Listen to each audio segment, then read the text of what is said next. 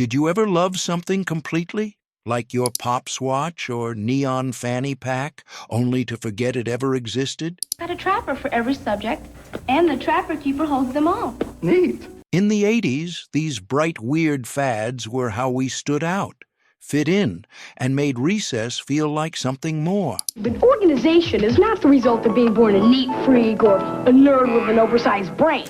But if they mattered so much then, why does remembering them now feel so strange? Slap bracelets. Slap bracelets got banned from classrooms faster than teachers could say, "Cut it out." But before that happened, they were pure glory. Every kid had at least one.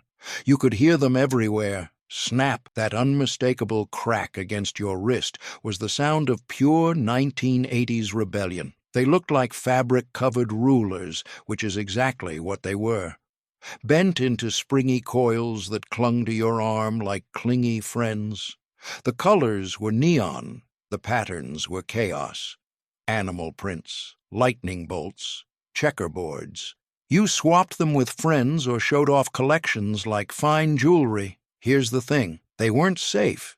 Cheap ones from discount bins would split open, revealing jagged metal underneath. Kids still wore them. We didn't care.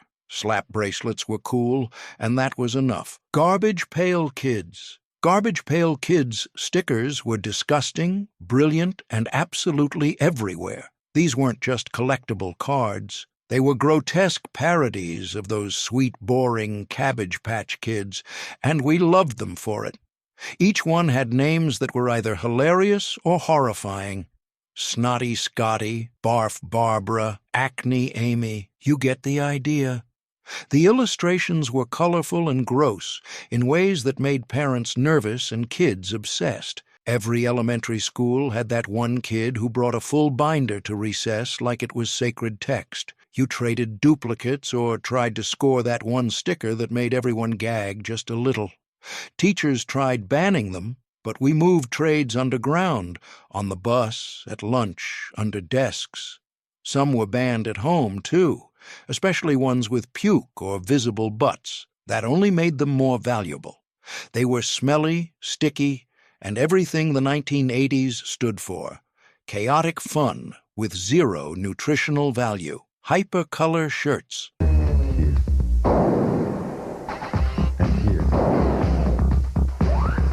Hypercolor shirts were science, fashion, and bragging rights rolled into one magical piece of clothing. They changed color with heat. Literal thermochromatic alchemy. For a short time, that made them the coolest thing you could wear. You'd walk into class with a bright purple shirt. By lunchtime, it had splotches of blue or pink wherever your body gave off heat. Did it look weird? Yes. Did we care? Not at all. You wanted those sweaty handprints, the blotches under the arms, fingerprints across the chest. It meant your shirt worked. It meant you had style.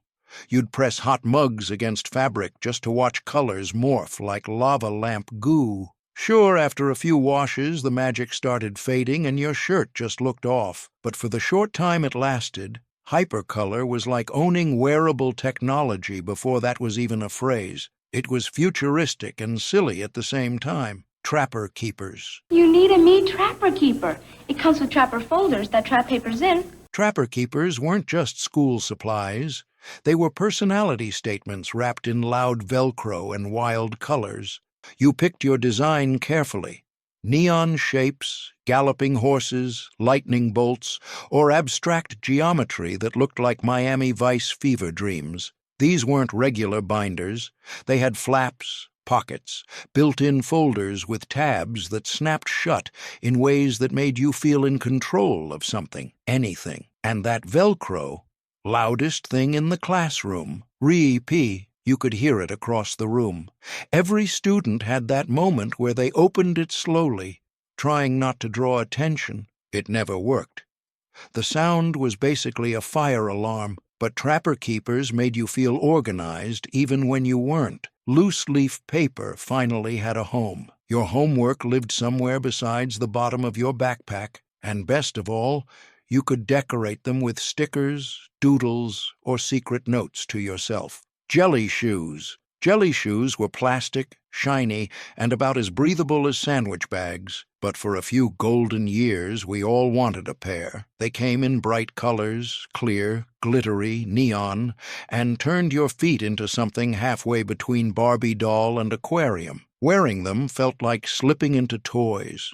And honestly, that was the appeal. They were usually bought cheap, smelled like new pool toys, and made your feet sweat like they were trapped in microwaves. But fashion was pain, and jelly shoes were trendy. Kids wore them to school, parties, anywhere they wanted to shine. The glitter embedded in plastic caught sunlight in ways that made you look like you had stardust on your toes. Did they cause blisters? Yes. Did they rub your heels raw? Absolutely. But they were worth it. You could get them in every color. Some had tiny bows, others had sparkles that never came off. Pencil toppers. Pencil toppers in the 1980s served one purpose. Absolutely none. This homework's a drag. Not with wonderful me to help. Garfield pencil toppers. These were little rubber monsters, fuzzy balls with googly eyes, or glittery puff creatures that balanced awkwardly on top of your number 2 pencil. Did they help you write? Nope. Did they make your pencil too heavy to function? Almost always, but they made you feel like your homework had style. Everyone had their own little collection. You could twist them off and trade them during recess. You could pop them onto pens and watch them jiggle during spelling tests. Sometimes they'd fall off and roll under desks, causing full-scale classroom disruption. Teachers sighed, parents rolled their eyes, but we adored them. Pencil toppers gave personality to the most boring part of school. You could have a dragon, smiley face, or even tiny disco ball dancing at the top of your notes. They served no real purpose. And maybe that was the point. Frankie says relax shirts. Frankie says relax shirts were the loudest way to say something you barely understood but totally loved. If you were around in the 1980s, chances are you saw at least one kid walking around in this oversized, block-lettered slogan tee like it was a personal manifesto. It was pop culture. It was rebellion. And most of us had no clue who Frankie was. The band Frankie Goes to Hollywood had a hit song, sure, but the shirt took on a life of its own. It was banned in some schools. Parents thought it was suggestive. That made kids want it even more. You didn't even have to like the music. The phrase alone was enough to make you feel cool. The shirt was always a bit too big, always bold, always a little daring. Pop swatches. Swatch, go ahead. Pop swatches were big, bright, and looked like they came from cartoons, because in the 1980s that was a compliment. These weren't your parents' watches. They had huge faces, crazy colors, and sometimes even plastic attachments like rubber guards or transparent frames. You wore one, maybe 2. Some kids stacked them like bracelets. Telling time was secondary. Looking cool, that was the goal. You wanted your wrist to say something about who you were, that you liked color, that you liked fun, that you weren't afraid to clash. Pop swatches came in every wild design imaginable: leopard print, neon splatter, transparent green. They were as much toy as timepiece, and they screamed 1980s from a mile away. If your watch matched your jelly shoes or fanny pack, you were doing it right. They clicked and clacked and sometimes fogged up from sweat, but no one cared. Wacky wall walkers. Free your own wacky wall walker. It tumbles and crawls down walls. Wacky wall walkers were tiny rubber aliens that came free in cereal boxes and somehow became national treasures. You'd toss them against walls and watch them walk their way down, flipping and sticking with each slow-motion step like they had minds of their own. They made no sense. They had no backstory, but they were hypnotizing. These little neon creatures were made of sticky, stretchy plastic that collected dirt faster than lint rollers at dog parks. After a day or two, they stopped sticking. After a week, they were black with mystery fuzz. But those first few flips? Pure magic. You'd race them down fridges, Challenge friends to see whose wall walker made it furthest before falling off. Pogo balls. Pogo balls, or Lolo balls, depending on your playground, were like space hoppers, and balance boards had weird, wobbly babies. They looked like rubber balls trapped inside plastic discs. You stood on them. You bounced. That was the whole thing. And it was way harder than it looked. Kids made it look easy in commercials, zooming around like super-powered pogo ninjas, but in real life, you got on, bounced twice, fell. Your ankle hurt. Then you tried again, because when it worked, it felt amazing. You could spin, hop, and coast along sidewalks like retro superheroes. Kids would show off by bouncing in place or trying to launch over curbs. Sometimes it ended in scraped knees. Sometimes it ended in glory. Pogo balls were short-lived, slightly dangerous, and totally worth it. Every bounce felt like flying until it didn't. Mini troll dolls. Mini troll dolls with neon hair were like little gremlins of joy that somehow took over desks, lockers, and entire childhoods. They were small enough to fit in pockets, weird enough to creep out grandmas, and magical enough to be lucky, at least according to playground mythology. You weren't really sure what they were, but you had to have one. Then 5. Then a whole army.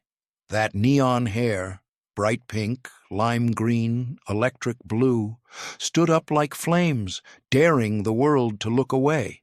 You'd twirl it, braid it, or trim it just a little, instantly regretting it when you realized it never grew back. These trolls came dressed or naked. Some had glittery bellies.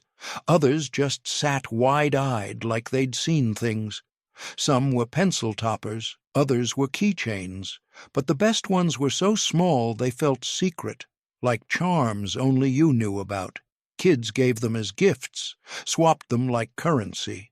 Sometimes they even brought them to big tests for luck, as if 2-inch trolls with purple hair could solve algebra. But somehow it helped.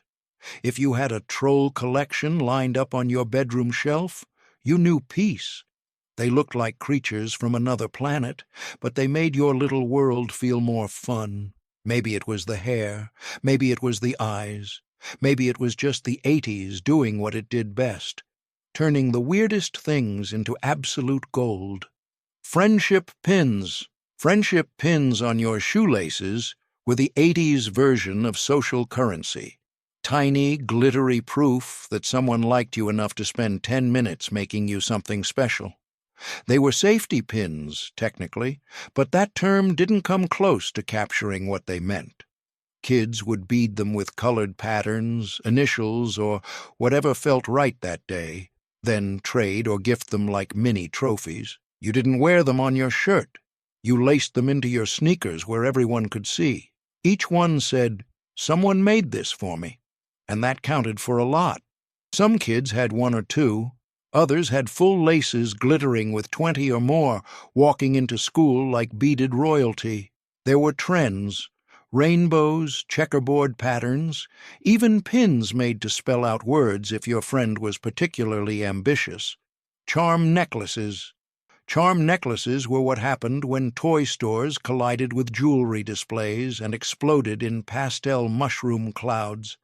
These were long, colorful plastic chains, often pink, purple, or sky blue, decorated with tiny charms that snapped on like magic. Each charm told a story: a roller skate, hamburger, tiny cassette tape, sparkly unicorn with one leg missing. You collected them like treasure, hunted them like wild animals, and traded them with friends like state secrets. You wore them to school, birthday parties, grocery stores, just in case anyone needed to know your entire personality in charm form. They jangled and clacked when you walked, making your presence known one step at a time. Yes, they tangled like crazy. You'd spend half an afternoon trying to free your moon charm from your ice cream sundae charm. And I have MVP feet. That's why I plan to pump from Reebok. When I'm pumped up, I get support, protection, and a custom fit that's unbeatable. Reebok pumps. Reebok pumps weren't just sneakers. They were science fiction for your feet. You slipped them on, pressed the little orange basketball-shaped pump on the tongue, and instantly felt like you were suiting up for the future. Each press sent puffs of air into the shoe's internal chambers, creating the illusion of perfect foot-hugging fit. Did it actually help your game? Questionable, but it looked amazing. And in the world of 80s gym class, looking amazing was half the battle. Reebok pumps cost more than most parents wanted to spend, which made them even more desirable. If you had a pair, you were somebody. You pumped them up before every recess, before every PE class, before walking into lunchrooms. Sometimes you pumped them just to hear that satisfying squish, squish, squish. There was even a tiny release valve that hissed when you pressed it. Pure drama. Athletes wore them. Rappers wore them. Kids who could barely dribble wore them just to feel like they could fly. They came in white, black, neon, and those wild color combos that made you feel like you were stepping into music videos. MUSCLE men. MUSCLE men were tiny, flesh-colored wrestling figures that somehow became more addictive than candy. Standing just a few inches tall, they looked like weird action figures from another planet, each one more bizarre than the last. Some had multiple arms, some looked like blobs, others wore masks or had spikes. They were small, light, and came in mystery packs, so you never knew what you'd get. And that was the fun. You could collect dozens without even realizing it. Your desk drawer became a tiny arena. Your pencil case turned into a locker room. These figures had no articulation, no accessories, and no backstory. But they had attitude. And for kids in the 1980s, that was enough. You'd trade them, rank them, name them if you were bored enough. Sometimes you played with them like action heroes. Other times you just lined them up and admired the sheer weirdness. Some were glow-in-the-dark, others were hard plastic. But the most iconic were that soft pink tone, like someone made them out of bubble gum and nightmares. You could fit 10 in your pocket. 20 if you skipped bringing lunch money. They were cheap, easy to find, and impossible to forget. MUSCLE men were the definition of low-budget fun. No batteries, no rules, just plastic chaos in your pocket. Wow! Light-up light sticks light up like magic. They make all the light-up toys glow. Glow-in-the-dark everything. Glow-in-the-dark everything wasn't just a trend, it was a lifestyle. If it glowed, we wanted it. Stars on bedroom ceilings? Yes. Glow-in-the-dark yo-yo. Essential. Stickers, shoelaces, shirts, even shoelace charms. Nothing was safe from the glow treatment. You'd charge your stuff under lamps, then flip off lights and stare at it like it was magic. And in the 80s, it kind of was. Glow-in-the-dark toys were peak bedtime cool. You had plastic skeletons dangling from backpacks. You had slime that lit up like radioactive goo. Some kids had entire posters that glowed, space scenes, jungle animals, even horror movie monsters that flickered when lights went out. Parents complained that it made bedtime too exciting, but we just wanted our stuff to glow. That eerie, greenish tint, that was status. That was flair. Glow in the dark meant you had the deluxe version of whatever toy it was. Neon fanny packs. Fanny packs in neon colors were the absolute peak of fashion and function, unapologetically bold pouches strapped right to your waist. These things came in hot pink, lime green, electric blue, sometimes all three at once. They were waterproof, zippered, practical, and yet totally ridiculous. You'd wear one to amusement parks, beaches, or just around the block. Parents loved them. Kids were obsessed. You could fit your allowance, your gum, your garbage pail kids, all in one compact pouch, and when you wore it diagonally across your chest, Oh, you were basically a model. Everyone had one. Cool kids wore them like statement pieces. Practical kids just liked having snacks handy. The truth is, they were absurd, but perfect. Shutter shades. Plastic sunglasses with shutter slats were proof that the 1980s didn't care about practicality. It only cared about looking cool. These weren't meant to block the sun, they were meant to make statements. Big, colorful, and totally ineffective, shutter shades looked like mini Venetian blinds stuck across your face. Could you see through them? Barely. Did that matter? Not even a little. They came in neon green, hot pink, even glow-in-the-dark versions if you really wanted to blind yourself at night. You'd wear them to parties, roller rinks, school dances, anywhere else that might call for style over sight. They instantly made you look like you were in music videos. That was the goal. You might have borrowed them from older siblings or bought them at mall kiosks that also sold mood rings and fake piercings. I designed the first clip-on shoulder pad right after I saw my first Joan Crawford movie. Shoulder pads. Shoulder pads weren't just for football. They were for everyone. In the 1980s, everything from jackets to dresses to blouses came with shoulder pads so big you looked like you were about to take flight. The logic, power, authority, drama, and probably a little bit of "we just can." You couldn't buy blazers without them. They turned regular people into walking triangles. Every office looked like soap opera sets. Every businesswoman looked like she could both land deals and tackle linebackers. Even kids' clothes got in on the action. There was no escape. You had to rip them out or live with them. And, for some reason, most people lived with them. A new game that involves, of all things, a ball with beans in it. And Petrie has a report. Hacky sack circles. Hacky sack circles at recess were where legends were made. It started with a few kids kicking around tiny crocheted balls filled with beads. No rules, no boundaries, just try to keep it in the air. You joined in if you could. You stood close and waited your turn. Hacky sack wasn't about winning. It was about rhythm, control, being part of something. The ball would sail from one foot to another, bouncing off shoes, knees, and occasional foreheads. When someone kept it up for more than 5 kicks, cheers. When someone ruined the streak, groans. But no one got mad because hacky sack wasn't just a game. It was a gathering, a rhythm, a pulse of recess culture. Fat neon shoelaces. Shoelaces that were fat, neon, or checkerboard weren't just shoelaces.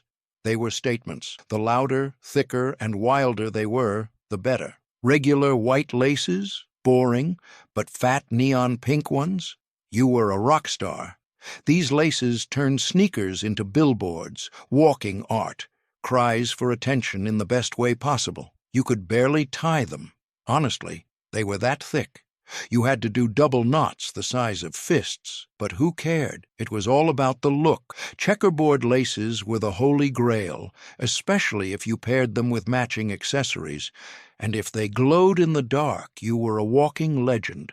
Sometimes you swapped them out weekly depending on your mood or what stickers were on your trapper keeper. You'd sit on floors at home, painstakingly unthreading and rethreading shoes like it was sacred ritual, getting the pattern just right, making sure the ends were even. It took forever, but it was worth it. These laces made worn-out sneakers feel brand new. They made hand-me-downs feel custom, and they were cheap, which meant you could have 5 pairs and never wear the same ones twice in a row. Puffy sticker albums. Sticker albums with puffy or scratch-and-sniff stickers were every kid's pride and joy. Glossy, sticky scrapbooks of personality. You didn't just collect them. You curated them. Puffy stickers felt like pillows for your fingers, with cartoon animals or smiling stars that practically begged to be touched. Scratch-and-sniff ones were even better. One swipe and you got blasts of artificial strawberry, root beer, popcorn, or something that vaguely resembled pizza. Sometimes they smelled amazing, sometimes they made you gag. That was part of the fun. You organized them by type, by color, by mood. Pages had themes: glitter, holographic, food, animals, weird monsters. Each page was like a mood board from your brain. You never used them. Using them would mean ruining collections. These were sacred. You showed them off like baseball cards, carefully turning pages while friends gasped at your shiny ice cream cone sticker or ultra-rare googly-eyed ghost. You guarded them with your life. The worst feeling in the world was peeling one up and seeing it lose its stick, or worse, getting it stuck to something by accident. No coming back from that. But for every tragedy, there was triumph. Oversized keychains. Keychains, bigger than your keys, were proof that bigger really was better in the 80s, even if it meant your backpack jingled like wind chimes every time you moved. These weren't just keychains. They were plush animals, tiny toys, mini flashlights, Rubik's cubes, Viewmaster reels, and soda cans that opened to reveal secrets. Some made noise, others lit up. At least one had slime inside that probably ruined a backpack or two. You'd clip on one, then another, until zippers sagged under the weight of your self-expression. No one used them for actual keys. Half of us didn't even have house keys yet, but we still loaded bags with dangling trinkets that clanked with every step. Sometimes you coordinated them by color. Sometimes you just grabbed whatever looked fun. Squeaky rubber pigs, mini troll dolls, aliens, glitter orbs that were somehow also whistles. You knew a kid's whole personality by their keychains. If they had slap bracelets on carabiners, cool kid. Mini Simon game, smart kid. 20-plus Garfield heads. We didn't ask questions. The keychain trend made lockers louder, backpacks heavier, and recess trading way more chaotic. But it was beautiful, totally unnecessary, and absolutely unforgettable. Laser backgrounds in school photos. Laser backgrounds in school photos were like being zapped straight into coolness. It was the 80s equivalent of green screens, only instead of pretending to be on beaches or in front of castles, you were surrounded by laser beams, red, blue, purple, streaking across space-like voids behind your mullet or bowl cut. It made every school picture feel like covers of science fiction novels or low-budget superhero movies. You begged parents to pay extra for laser backgrounds. If they said no, you had to settle for boring gradients or that weird library bookshelf one. But if they said yes, instant legend. Everyone who saw your photo would ask how you got it, like you'd hacked the system or had uncles who worked at yearbook companies.